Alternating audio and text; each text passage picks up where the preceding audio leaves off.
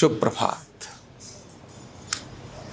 हम सामान्यतया अपनी कठिनाइयों को और अपने दुखों का रोना बहुत जल्दी रोना शुरू कर देते हैं, लेकिन इतिहास ये कहता है, हमारे इस देश का नाम जिस महापुरुष के नाम से पड़ा, भरत और उसकी माँ, उन्होंने तो बचपन से ही संकट झेले।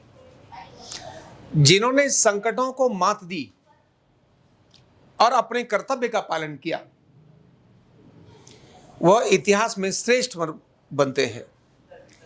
तो कॉमन संकटों पर रोने वाले लोग, उदास होने वाले लोग, विचलित होने वाले लोगों को अपने महापुरुषों की कहानियां हमेशा स्मरण कर लेनी चाहिए। हम जानते हैं हमारे देश का नाम भारत किन के नाम से पड़ा? भरत के नाम से पड़ा। कौन थे भरत? क्या वो राम के भाई भरत थे, उनके नाम से पड़ा? नहीं, तो उनसे भी बहुत पहले, यानी जिनके नाम से भारत हमारे देश का नाम पड़ा था, वो थे दुष्यंत और शकुंतला। और वो कहां के राजा थे? तो वो यहीं के राजा थे, हस्तिनापुर के। कहां के? हस्तिनापुर के राजा थे दुष्यंत। कहानी इस प्रकार से है कि राजा दुष्यंत शिकार खेलने जा रहे थे और वहीं कणो मुनि का आश्रम था। उस कणो मुनि के आश्रम में एक कन्या वहां पर आश्रम में रहती थी, और वो कन्या भी बहुत अद्भुत थी। यानी देवता किस प्रकार की रचना रचते हैं कि जो महर्षि विश्वामित्र और अप्सरा जिसकी हम कहानी सुनते हैं, वो अप्सरा और महर्षि विश्वामित्र की पुत्री शकुंतला ही थी जो भरत की मां थी, और कणो मुनि के आश्रम में वो रहती थी, क्योंकि उस समय लालन पालन वो सब वही करते थे। राजा उस समय वहां से निकल रहे थे और उन्होंने उसको देखा और उसके प्रति वो आकर्षित हुए, मोहित हुए, और उन्होंने उससे विवाह का प्रस्ताव हुआ रखा कि भी इससे मुझे तो विवाह करना है। तो और वहां उनका गंधर्व विवाह हुआ, वहीं रहने लगे। थोड़े समय पर वहां ने व्यतीत किया। उसके बाद फिर वो अपने राज्य की तरफ चल पड़े, क्योंकि राज्य को भी देखना था। वो आश्रम भी उन्हीं के राज्य में आता था, लेकिन चल पड़े, आश्रम की तरफ चल पड़े। उनके साथ एक समस्या थी कि वो भूल जाते थे। उनको शाप लगा हुआ था कि वो भूल जाते थे। इधर शकुंतला को भी शाप लगा हुआ था कि तुमको भी ये संकट झेलना पड़ेगा। वो अपने आश्रम में आ गए, अपने राज्य में आ गए। इधर शकुंतला को पुत्र की प्राप्ति हुई।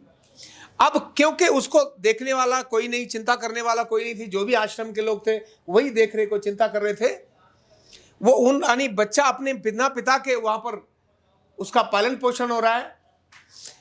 एक जो रानी बनकर राज्य में जिसको रहना चाहिए, वो आश्रम के अंदर रहकर अपने जीवन की दिनचर्या को व्यतीत कर रही है। कठिन समय जब उसकी डिलीवरी का और प्रेगनेंसी का है, वो वहां आश्रम में व्यतीत कर रही है। ये छोटी बात नहीं थी, बहुत कठिन बात थी। आश्रम के दैनिक कार्यों को करना, लकड़ी काट करके लाना, वहां की साफ सफाई करना, ये सारे क्रम में वो अपनी दिनचर्या को व्यतीत करती थी। कणो मुनि को यह लगा कि अभी समय पर इसको अपने पति के पास रहना चाहिए, और इसीलिए पति के पास लेकर गए। लेकिन पति के पास ले जाने से पहले एक घटना इसके साथ घटी कि जब राजा दुष्यंत अपने राज्य में जाने लगे, अपने राजधानी में जाने लगे, तो शकुंतला से दूर जाना है, इसीलिए शकुंतला को अपना स्मरण रखने के लिए अपनी अंगूठी देकर गए कि जब भी तुमको कोई भी बात होगी तो मेरे राज्य में, मेरी राजधानी में आना, और ये अंगूठी लेकर के आना, और मैं आपको स्वीकार करूंगा। लेकिन शकुंतला उनके प्रेम में खोई हुई थी। नदी के किनारे गई, उनके ख्यालों में खोई हुई थी। वहीं बैठी नदी के किनारे जल को देख रही थी और स्मरण कर रही थी। तभी उसके हाथ की अंगूठी पानी में गिर गई, और जैसे ही वो अंगूठी गिरते ही वो जाकर कहीं निकालती, किसी को बचा बोलती, तब तक मछली आती है और उसको खा के अंदर निकल के चली जाती है। अब मछली को ढूंढना कितना सरल है, बहुत कठिन। कौन मछली को ऐसे देखे कि कौन सी मछली थी? अनेक सारी मछलियां। ये जैसे ही अंगूठी उसको खोती है तो बड़ी बेचैन होती है, आकर के महर्षि कणों को बताती है कि इस प्रकार का मेरे साथ हुआ है और वो हो गया। बोले अच्छा कोई बात नहीं। अब वो जब राजधानी में जाती है अपने पति को मिलने के लिए, तो पति भूल चुके हैं कि मैंने किसी से विवाह किया था। मैंने तो किसी से विवाह ही नहीं किया, क्योंकि उनको शाप लगा हुआ था, भूलने की स्थिति थी उनकी। उन्होंने कहा मैंने तो विवाह ही नहीं किया। आप गलत बोलती हैं, ऐसा है ही नहीं। जब प्रेग्नेंट किसी लेडी को उसका हस्बैंड मना कर दे, अस्वीकार कर दे कि नहीं, वो कहती है मैं आपसे गर्भवती हूं, तो जब वो कहती है इस प्रकार से तो वो मानते ही नहीं, बोले नहीं मुझे तो ऐसा पता ही नहीं है, अगर है तो कोई सबूत दो। भाई मैंने अगर आपसे विवाह किया तो मैंने कुछ तो आपको दिया होगा। तो वो कहती है मैंने अंगूठी दी, आपने मुझे अंगूठी दी थी, लेकिन मेरी अंगूठी नदी में गिर गई और उसको मछली ने खा लिया। बोले ये सब कहानी लगती है, मुझे इसमें सत्यता कुछ लगता नहीं। बहुत सारी बात कहने के बाद, समझाने के बाद भी राजा को समझ में नहीं आई, तो ये फिर से आश्रम में चली जाती है और वहीं अपनी सारी दिनचर्या को व्यतीत करती है। और वहां इसके पुत्र पैदा होता है जिसका नाम क्या रखते हैं? भरत रखते हैं। ये कहना बड़ा सरल है, लेकिन जिस पर बीतती है उसके लिए ये दिन बहुत कठिन होते हैं, बहुत चैलेंजेबल होते हैं, बहुत ही कठिन होते हैं। इतने संकट, जब बच्चा पैदा हो रहा हो तो बच्चा पैदा होने के लिए उसका पिता उसके मुंह को देखे, पहली गोदी पिता की हो, ऐसी जो मां की चाहत होती है वहां कुछ थी ही नहीं। आसपास रहने वाले जंगली जानवर एक बच्चे को लेकर के, जंगली जानवर और उनके साथ ही जंगल में जाती, वहीं शेर भी थे, चीते भी थे, भालू भी थे।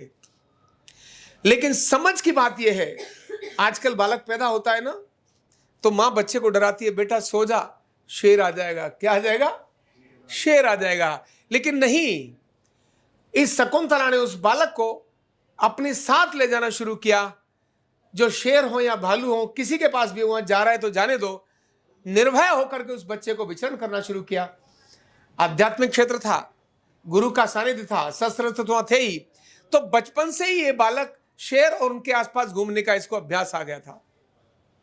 और ऐसा अभ्यास आ गया भरत को कि कभी शेर के पास जाकर उसकी पीठ पर चढ़ जाए, तो कभी उसकी गर्दन से लटक जाए। और एक दिन तो ये चित्र हमने देखा ही होगा कि वही भरत वो भयंकर खतरनाक खूंखार शेर के बीच पास में जाकर उसके मुंह में जबड़े में हाथ देकर उसके दांत गिनता है। क्या करता है? अब शेर के दांत गिनना एक मनुष्य के लिए कितना सरल है, बहुत कठिन है, लेकिन यह बालक भरत शेर के दांत गिनता है। इसीलिए इस जब गीत गाते हैं ना, चंदन है इस देश की माटी, तपोभूमि हर गांव है, हर बाला देवी की प्रतिमा, बच्चा बच्चा राम है। वही कहते हैं जहां सिंह बन गए खिलौने, जहां शेर क्या बन गए? खिलौने बन गए। यानी भरत के खिलौने कौन थे? शेर थे, बाघ थे, चीते थे, ये उसके खिलौने थे, उन पर वो सवारी करता था। ऐसा व्यक्ति, ऐसा बालक, उसके नाम से इस देश का नाम भरत पड़ा। जब फिर दोबारा से राजा वहां निकले और निकलते निकलते वहां पर वो किसी भी कारण से उन्हें पुरुष स्मरण आया, तब भरत को और शकुंतला को अपने साथ वापस लेकर आए और उसके बाद उन्होंने उसका राज्याभिषेक आगे चल के उसको राज्य का उत्तराधिकारी बनाया। यानी ऐसा भरत जिसके नाम से हमारे देश का नाम भारत है, उस शकुंतला और दुष्यंत का पुत्र, जिसने बचपन में किससे खेल खेला? शेर से खेल खेला।